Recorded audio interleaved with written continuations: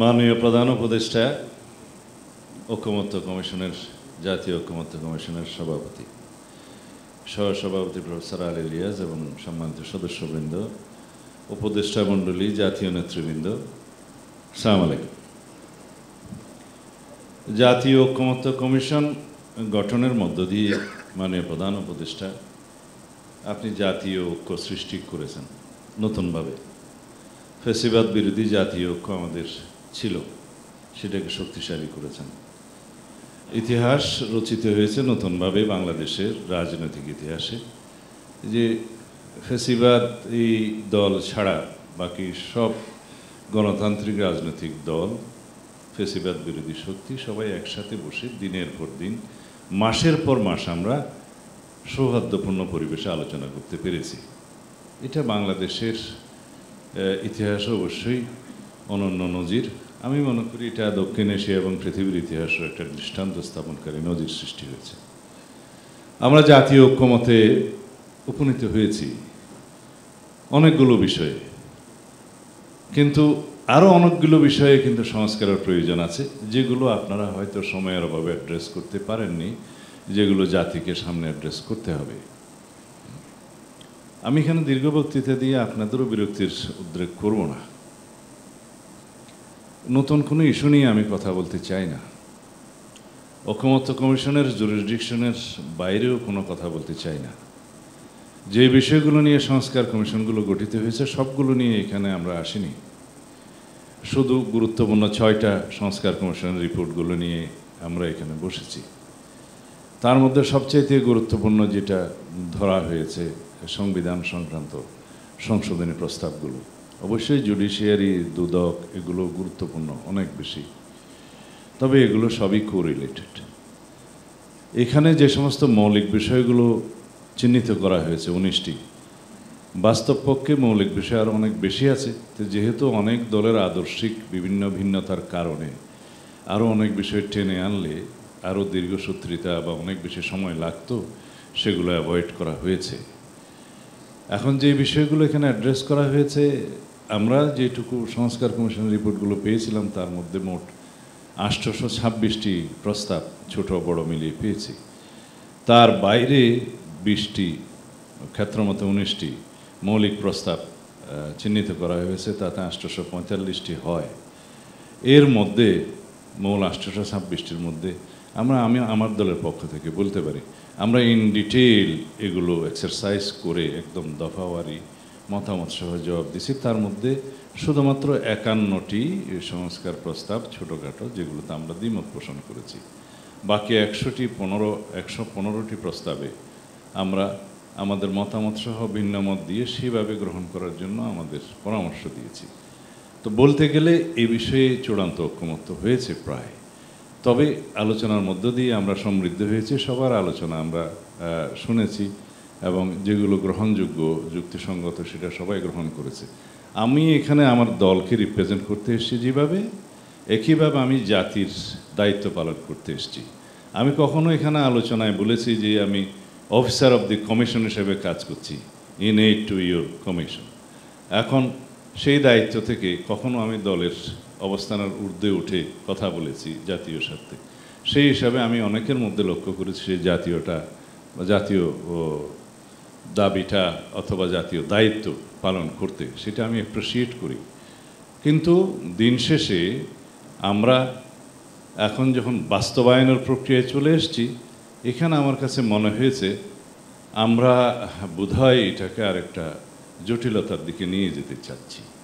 কিন্তু ন্যাশনের কাছে আমরা এমন কোনো প্রেসিডেন্ট রেখে যেতে চাই না, অন্ততপক্ষে হেডেড বাই প্রফেসর ইউনুস, যেটা দুদিন পরে টিকবে না, যেটা দুদিন পরে জুডিশিয়ারিতে নাল অ্যান্ড ভয়েড হয়ে যাবে, যেটা দুদিন পরে চ্যালেঞ্জড হয়ে যেতে পারে।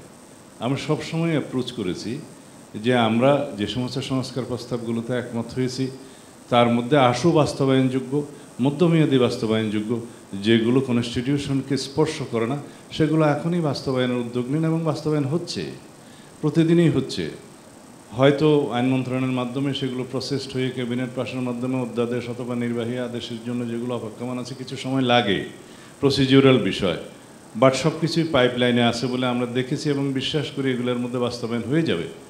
বাকি রইল শুধুমাত্র 19টা সাংবিধানিক ইস্যু, যেগুলো আমরা এখানে কিছু কিছু বিষয়ে নোট অফ ডিসেন্ট সহ আমরা একমত হয়েছি। কারণ আমরা আমাদের বিবেচনায় মনে করেছি, যেহেতু যেমন আর্টিকেল 70-র ক্ষেত্রে যে 4টি বিষয়ে এমপিদের স্বাধীনতা না থাকলে ভালো হয়, কেউ কেউ দুটো, মিনিমাম সবাই একমত হয়েছে দুটোতে, কেউ 3টাতে। তো এগুলো যেভাবে আমরা নোট অফ ডিসেন্টটা দিয়েছি সেই ভাষাটা উল্লেখ করে সনদ তৈরি হচ্ছে এবং সেইভাবে আমরা স্বাক্ষরিত করব। যারা জনগণের ম্যান্ডেট পাবে তারা সেই হিসাবে তাদের নোট অফ ডিসেন্টটা রক্ষা করে তারা সেটা বাস্তবায়ন করবে। এটা খুব জটিল কোনো বিষয় নয়। এখন সেই রকম 2-3টা গুরুত্বপূর্ণ বিষয় আমি এখানে উচ্চারণ করে সময় নষ্ট করব না, বাদে বাকিগুলো খুবই সিম্পল নোট অফ ডিসেন্ট। এটা বাস্তবায়ন করা খুবই সহজসাধ্য। কিন্তু ফোরামটা কোনটা? ফোরাম হচ্ছে শুধু কনস্টিটিউশনাল প্রভিশনগুলো পরবর্তী জাতীয় সংসদ ছাড়া অন্য কোনো ফোরাম এটা করতে পারে কিনা, এটাই হচ্ছে আমাদের একদম 1 নম্বর প্রশ্ন। যদি পারে, সেই রকম কোনো আইনি সহায়তা বা পরামর্শ যদি থাকে, সেটা দেওয়ার জন্য উপযুক্ত জায়গা হচ্ছে সুপ্রিম কোর্ট। আমরা সেখানে যেতে পারি, সহায়তা নিতে পারি যে এটা আমরা কিভাবে বাস্তবায়ন করব before the formation of the next parliament. আমরা সেখানেও একমত। যদি এর বাইরেও কোনো আইনি এবং বৈধ প্রক্রিয়া থাকে আমাদেরকে জানান, খুঁজে বের করুন, আমরা একমত। আমরা যে কোনো মুহূর্তে সনদে স্বাক্ষর করার জন্য প্রস্তুত আছি, সেটা আগেও বলেছি।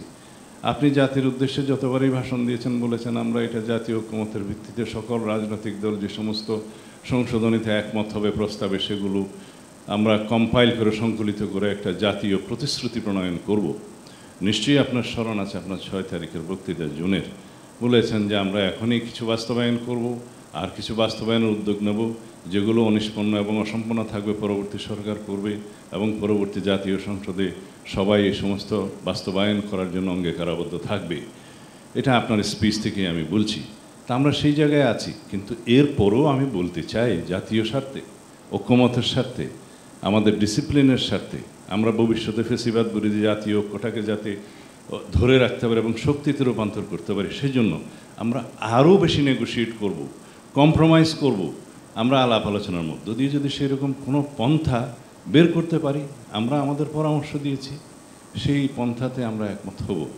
এখন যেগুলো আমাদের বুদ্ধি বিবেচনায় আসছে তা হলো, এই যে সনদটা প্রস্তুত হয়েছে তার মধ্যে অবশ্য কিছুটা ক্লারিক্যাল মিস্টেক এবং বুকভ্রান্তি আছে, কিছুটা আবার এক্সক্লুশন হয়। আমি এটা প্রফেসর আলী রিয়াজ সাহেবের দৃষ্টি আকর্ষণ করেছি, এটা আমরা কারেকশন করে দেব। এটা মেজর কিছু নয়, তবে যেহেতু একটা জাতীয় দলিল হবে, রাজনৈতিক সমঝোতার দলিল হবে, ঐতিহাসিক দলিল হবে, সেটা নির্ভুল হওয়া বাঞ্ছনীয়। এবং সবার মতামতে যেহেতু এটা গৃহীত হয়েছে, যে বিষয়গুলো আলোচিত হয়নি সেই বিষয়গুলো ইনক্লুড করা ঠিক হবে না। বিতর্ক যত কম করা যায়, বিতর্ক যত কম সৃষ্টি করা যায়। এখন আসি বাস্তবায়ন নিয়ে, কেন আমাদেরকে আবার বসতে হলো? 31শে জুলাই তো আমাদের সব কিছু সমাপ্ত হয়ে যাওয়ার কথা ছিল। আমাদের এগুলো ওয়াইন্ডিং আপ করে ঐক্যমত্য কমিশনের কর্ম সমাপ্ত হওয়ার কথা ছিল। একদম লাস্ট মোমেন্টে 2-1টি রাজনৈতিক দলের পক্ষ থেকে বলা হয়েছে এটার আইনি ভিত্তি না থাকলে আমরা এই সনদে স্বাক্ষর করতে পারবো কিনা সেটা চিন্তা করতে হবে। তখন আমরা বলেছি, আসুন, যদি আইনি ভিত্তি কী দেওয়া যায় সেই বিষয়ে যদি কোনো আলোচনা হয়, আমরা আলোচনায় অংশগ্রহণ করব। এবং সেই আলোচনা পরবর্তীতে শুরু হয়েছে। সেই আলোচনার আগে আপনারা বিশেষজ্ঞ মতামত নিয়েছেন, তার মধ্যে সাবেক বিচারপতি ছিলেন, আইনজ্ঞ ছিলেন, প্রফেসররা ছিলেন, সবাই আপনারা মতামত নিয়েছেন। তারা কিছু মতামত কম্পাইল করে পরবর্তীতে যে সনদটা ড্রাফট আমাদেরকে অঙ্গীকারনামার অংশটা দেওয়া হয়েছে, সেই বিষয়ে আমরা আমাদের মতামতটা লিখিত দিয়েছি। এখানে অতিরিক্ত কথা বলে সময় নষ্ট করতে চাই না। যেগুলো অগ্রহণযোগ্য অথবা অযৌক্তিক সেই বিষয়গুলো পরে ঠিকবে না, সেই বিষয়গুলো অ্যাড্রেস করা ঠিক হবে না, উত্থাপন করা ঠিক হবে না। যেমন কোনো আদালত প্রশ্ন উত্থাপন করা যাবে না, সেরকম কোনো দলিল হতে পারে না। সংবিধানের উপরে স্থান দিতে হবে সনদকে, সেটা গ্রহণযোগ্য নয় একটা সংবিধান বহাল থাকতে। কিন্তু এর বাইরেও তো আরও অনেক পন্থা থাকতে পারে, যেটাতে আমরা বৈধতা দিতে পারি, এটাকে আইনি ভিত্তি দিতে পারি, ডকুমেন্টেশন করতে পারি। সেটার মধ্যে আপনার প্রস্তাবটাই আমি 1 নম্বরে বলি যে জাতীয় প্রতিশ্রুতি সনদে স্বাক্ষর হয়ে সেটা ওয়েবসাইটে আসবে, সেটা একটা সেরেমনি করে সেটা স্বাক্ষরিত হবে, সেটা প্রত্যেক দলের রাজনৈতিক ম্যানিফেস্টো হিসাবে ইশতেহারে উল্লেখ থাকবে, নির্বাচনের আগে জাতির কাছে প্রতিশ্রুতিবদ্ধ হবে, যারা ম্যান্ডেট পাবে তারা বাধ্য হবে, যেই সংসদে যাক সেই বাধ্য হবে এটার প্রতি অনুগত থাকতে। এটা এক। এটাকে যদি সফট মনে হয় যে প্রতিশ্রুতি বাস্তবায়ন করবে কিনা সেই গ্যারান্টি কি, এই প্রশ্ন যদি আসে, সেই জন্যেই বাকি প্রসেসটা শুরু হয়েছে। তাহলে আইনি ভিত্তি কি? আমরা বললাম যে এটার কোনো বৈধ আইনি এবং সাংবিধানিক ভিত্তি দেওয়ার মতো যে কোনো পন্থায় আমরা রাজি হব, সেটার একটা মতামত নিই আমরা। চলুন আমরা অ্যাপেলেট ডিভিশনের পরামর্শ নিই যে এটা কোনো এক্সট্রা কনস্টিটিউশনাল অর্ডার অথবা স্পেশাল কনস্টিটিউশনাল অর্ডার করে এটা করা যায় কিনা, সেটাও তাদেরকে প্লেস করা যায়, মতামত নেওয়া যায়। তাহলে পরে ভবিষ্যতে জুডিশিয়ারিতে সেটা চ্যালেঞ্জ করলেও বলতে পারবে যে এটা আমরা মতামত দিয়েছিলাম। এখন সেটা পরামর্শ আকারেও দিতে পারে, এন্টারটেন করতেও পারে, নাও করতে পারে, বাট আমরা তো পাঠাইনি এখনো। এটা একটা। দ্বিতীয়টা হচ্ছে, যদি আমরা সবাই মিলে এমন একটা প্রসিজিওরে যাই, যেটা এখানে আমি সবার সামনে আলোচনা করতে চাই না, যেখানে জুডিশিয়ারি মতামত দিতে অনেকটা এটা অ্যাডমিট করতে বাধ্য হবে যে ঠিক আছে আমরা এটা অ্যাডমিট করলাম, একটা প্রসেস আছে, সেখানেও তাদের মতামত নেওয়া যায়। এটা হচ্ছে all about judicial opinion. But practically যেটা দাঁড়াবে, যে প্রস্তাবগুলো এখানে এসছে যে স্পেশাল কনস্টিটিউশনাল অর্ডার নিয়ে, সেটা আপনি করলেন, আমরা কেউ কিছু বললাম না। ঐকমত্য কমিশন থেকে আপনাকে আমরা দায়িত্ব দিলাম যে সেটা you please decide it how to implement all those charter points, তারপরে আপনি করলেন। কিন্তু যে কোনো একজন সিটিজেন যদি সেটা নিয়ে চ্যালেঞ্জ করে কোথাও যায়, আমরা করলাম না, পলিটিক্যাল পার্টিস, সেটা আপনার গ্লোবাল রিপুটেশন নিয়ে অনেকে হয়তো কোশ্চেন তুলবে। সেটা আমরা কখনোই আপনার উপরে যাক সেটা চাই না। একদম যেটা বাস্তবায়ন যোগ্য সে একটা প্রসেস বের করুন। আপনারা তো বিশেষজ্ঞ মতামত নিয়েছেন অনেকের, তারা যা যা বলেছে তার মধ্যে যদি আপনি অ্যাপ্রোপ্রিয়েট মনে করেন যে আমি এই পদ্ধতিতে বাস্তবায়ন করব, ইউ আর অ্যাট লিবার্টি, আমাদের কোনো বক্তব্য থাকবে না। যদি আপনি উপযুক্ত মনে করেন আমি জুডিশিয়ারির মতামত নেব, ইউ আর অ্যাট লিবার্টি। তারপরেও এটার একটা সমাধান করেন, অনিশ্চয়তাটা কেটে যাক। আমরা এই আহ্বানটা আপনার কাছে এই জন্যেই জানাচ্ছি। এখানে আমরা অনেক আলোচনা করেছি, সেই আলোচনার কোনোটির মধ্যেই যেগুলো বলা হচ্ছে সেগুলো এখনকার মতো যৌক্তিক বাস্তবায়নক আমাদের কাছে মনে হচ্ছে না, আইনানুক।